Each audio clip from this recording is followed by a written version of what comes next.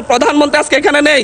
উনি যখন বিভিন্ন ভাষণে গিয়ে অসত্য তথ্য দিয়ে বলেন বিরোধী দল মিছিল করতেছে, মদের দাম কেন বৃদ্ধি করা হয়েছে, কেন সিগারেটের দাম বৃদ্ধি করা হয়েছে, ফ্যাসিবাদী স্বরাষ্ট্রমন্ত্রী যেভাবে বক্তব্য দিতেন আমাদের স্বরাষ্ট্রমন্ত্রী সে একইভাবে বক্তব্য দিচ্ছেন যে মাননীয় স্পিকার সকল সীমান্ত হত্যা বলা যাবে না। যে অসত্য সংসদ নেতা নিয়ে অসত্য কথা বলেছেন এটা এক্সপান্স করার জন্য আপনার কাছে বিনীত অনুরোধ জানাচ্ছি।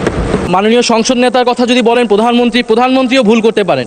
আপনার ফ্যাসিস্টের কথা বলেন, ফ্যাসিস্টের আচরণ তো আপনাদের কাছ থেকে আসছে। তো আমি কথা বলছি, আপনারা যখন কথা বলছেন আমরা কেউ কথা বলিনি। যে সংসদ আমরা ফ্যাসিবাদকে উৎখাত করে আমরা এই সংসদে এসেছি, সকলেই কম বেশি নির্যাতিত হয়েছে, কিন্তু আমরা দেখতে পাচ্ছি যে সীমান্ত হত্যা নিয়ে ভারতের দালালি যেভাবে আওয়ামী সরকার করত, ফ্যাসিবাদী সরকার করত, ঠিক একইভাবে আমাদের এই সংসদের বিভিন্ন মন্ত্রীরাও একই ধরনের ভারতীয় ভাষায় কথা বলে এবং ফ্যাসিবাদী স্বরাষ্ট্রমন্ত্রী যেভাবে বক্তব্য দিতেন আমাদের স্বরাষ্ট্রমন্ত্রী সে একইভাবে বক্তব্য দিচ্ছেন যে মাননীয় স্পিকার সকল সীমান্ত হত্যা বলা যাবে না। আমরা বলছি প্রত্যেকটা সীমান্ত হত্যাই আমাদের সার্বভৌমত্বের জন্য হুমকি। মাননীয় স্পিকার বাংলাদেশে আমরা 2024 পরবর্তী এতদিন আমরা মব কালচারের কথা বলেছে ডক্টর ইউনূস সরকারের সময় মব কালচার অনেক বৃদ্ধি পেয়েছে, কিন্তু আমরা দেখতে পাচ্ছি বাংলাদেশ ব্যাংকে মব সৃষ্টি করে গভর্নরকে বের করে দেওয়া হচ্ছে।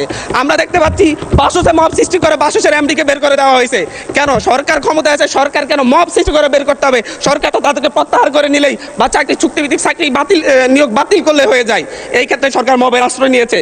গত 4 মাসে 17 জন শিশুকে ধর্ষণের পর হত্যা করা হয়েছে, 118 জন শিশুকে ধর্ষণ করা হয়েছে, কিন্তু আমরা দেখছি যে এবং সারা বাংলাদেশে এই ধর্ষণের সংখ্যা প্রায় 5 শতাধিক এবং সারা বাংলাদেশে 6 শতাধিক খুনের ঘটনা ঘটেছে।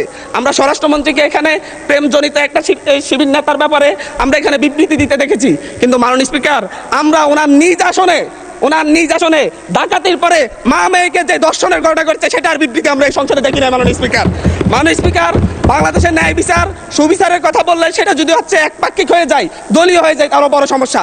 আমি এই সংসদে বলেছিলাম আমার এলাকায় অভিযোগ উঠেছে শাপলাকলিতে ভোট দেওয়ার কারণে বিএনপির লোকজন একজন নারীকে ধর্ষণ করেছে, আজ পর্যন্ত এটার কোনো সরকারি তদন্ত রিপোর্ট নাই।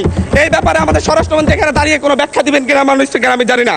মাননীয় স্পিকার আমাদের এই একটা বাজেটে ঠিক পূর্ব বাজেট ঘোষণার পর দিনই বাংলাদেশে নিত্য পণ্যের দাম বৃদ্ধি হয়ে গেছে। চালের কেজি বেড়ে গেছে 7 টাকা, আমাদের তেলের লিটারে বেড়েছে 5 টাকা, কিন্তু আমরা সরকার বলছে জনগণের আস্থা ফিরে এসেছে। কিন্তু মাননীয় স্পিকার আমাকে আরো 3 মিনিট সময় বাড়িয়ে দিবেন, আমি এই কথাগুলো বলতে চাচ্ছি জনগণের হয়ে। মাননীয় সদস্য সম্মানিত বিরোধী দলীয় চিফ হুইপ 7 মিনিট দিয়েছেন আপনাকে সময়, তারপরেও আমার ডিসক্রিপশনে আরো 1 মিনিট বাড়ানো হলো। ধন্যবাদ।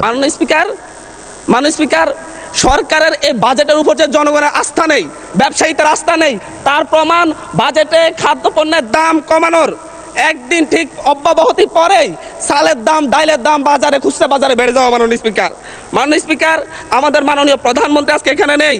উনি যখন বিভিন্ন ভাষণে গিয়ে অসত্য তথ্য দিয়ে বলেন বিরোধী দল মিছিল করতেছে, মদের দাম কেন বৃদ্ধি করা হয়েছে, কেন সিগারেটের দাম বৃদ্ধি করা হয়েছে, এরকম অসত্য তথ্য দিয়ে যখন মাননীয় প্রধানমন্ত্রী বক্তব্য দেন আমরা খুবই আশাহত হই। মাননীয় স্পিকার আমরা আশাহত হই যখন ঋণ নিয়ে কথা বলতে গিয়ে সংসদে যখন আমরা ঋণ নিয়ে কথা বলতে যাই, ব্যাংকের ঋণ নিয়ে, ইসলামী ব্যাংক দখল নিয়ে যখন আমরা কথা বলতে যাই, তখন মাননীয় প্রধানমন্ত্রী দাঁড়ায় তখন বলে আপনারা সবাই জমিদার যারা ঋণ নেন নাই।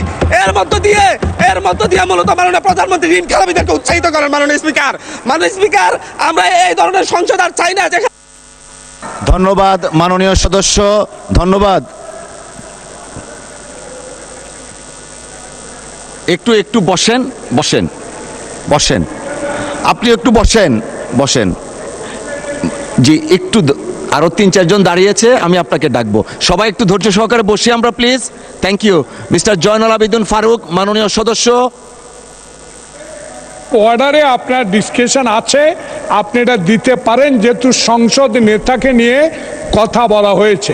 আমি আপনাকে বিনীত অনুরোধ করব, আমরা যেমন তেমনি দাঁড়াই না, যখন একটা অসত্য তথ্য এই সংসদ উপস্থাপন করা হয় তখনই আমাদের সদস্যের পক্ষ থেকে কথাটা বলার দরকার, সেজন্য আপনার অনুমতি চাই।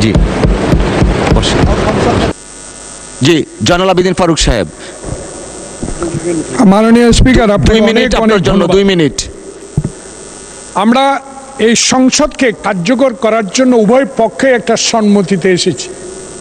এই সংসদে কোনো অসত্য বাক্য উত্থাপন করা হোক বা এমন কথা বলা না হোক যেই কথায় আমাদের মান সম্মান হানি হয়, সংসদ নেতাকে কটূক্তি করা হয়।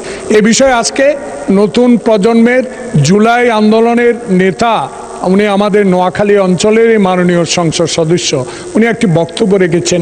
এটাতে আমরা খুবই ক্ষুব্ধ, কারণ আমাদের নেতা উড়ে এসে নাই। শহীদ প্রেসিডেন্ট জিয়াউর রহমানের সন্তান, দেশ নেত্রী বেগম খালেদা জিয়ার সন্তান। 16 বছর ধরে যিনি এই দেশের মানুষের গণতন্ত্রের জন্য, ভোটাধিকারের জন্য সংগ্রাম করেছেন। আজকে কোনো লুটের ভোটে নয়, 10টা হুন্ডার 20টা গুন্ডার ভোটে নয়, একটা সুষ্ঠু ভোটের মাধ্যমে সংখ্যাগরিষ্ঠ অর্জন করে সরকার গঠন করেছেন। তাই আমরা আজকে যে অসত্য সংসদ নেতা নিয়ে অসত্য কথা বলেছেন, এটা এক্সপান্স করার জন্য আপনার কাছে বিনীত অনুরোধ জানাচ্ছি। মাননীয় বিরোধী দলীয় চিফ হুইপ, আমরা আসলে বিতর্কে যেতে চাচ্ছি না, একটা বক্তব্যের প্রেক্ষিতে উনি বক্তব্য দিয়েছেন। আমরা আসলে এভাবে চললে তো সংসদ, আচ্ছা 1 মিনিট আপনাকে সময় দেয়া হলো। মাননীয় স্পিকার, এখানে মাননীয় সংসদ সদস্য দাঁড়ালেন, তিনি যদি স্পেসিফিক্যালি বলতেন কোন তথ্যটা এখানে অসত্য, উনি তো ওনার বক্তব্যের প্রেক্ষিতে বলেছেন, উনি কিন্তু ঢালাওভাবে বলে গেলেন যে বক্তব্য অসত্য কথা বলা হয়েছে। ওনাকে তো ফ্যাকচুয়ালি বলতে হবে কোন ইনফরমেশনটা এখানে ভুল ছিল। আর মাননীয় সংসদ নেতার কথা যদি বলেন প্রধানমন্ত্রীও ভুল করতে পারেন। প্রধানমন্ত্রী এই মাননীয় সংসদে দাঁড়িয়ে বক্তব্য দেওয়ার সময় স্লিপ অফ টাং হয়েছেন, উনি তার ভুল শুধরিয়েছেন। ওনার বক্তব্যের সমালোচনা করার অধিকারও বিরোধী দলের আছেন। ফলে উনি অবশ্যই ওনাকে আমরা সম্মান করি, উনি জিয়াউর রহমানের সন্তান, খালেদা জিয়ার সন্তান, প্রাইম মিনিস্টার, সংসদ নেতা, কিন্তু তার মানে এই না যে তাকে নিয়ে কোনো কথাই বলা যাবে না, তার কোনো বক্তব্যের সমালোচনা করা যাবে না। আমরা তো গণতন্ত্রের দিকে যেতে চাচ্ছি, আমরা কোনো ফ্যাসিবাদের দিকে আবার যেতে চাচ্ছি না। ফলে এটা যাতে মাননীয় স্পিকার আপনি বিবেচনায় রাখেন সিদ্ধান্ত নেওয়ার ক্ষেত্রে। জি, মাননীয় মন্ত্রী মির্জা ফখরুল ইসলাম আলমগীর। ধন্যবাদ জনাব স্পিকার।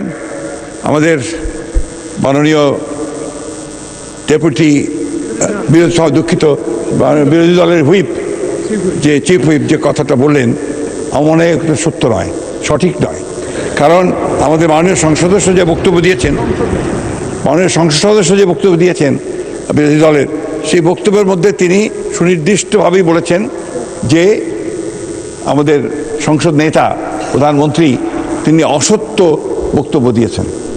এটারই আমাদের মাননীয় সংসদ সদস্য জয়নাল আবেদীন এটা পয়েন্ট আউট করেছেন। প্লিজ লেট মি সে, আমাদের বলতে দিন। আপনার ফ্যাসিস্টের কথা বলেন, ফ্যাসিস্ট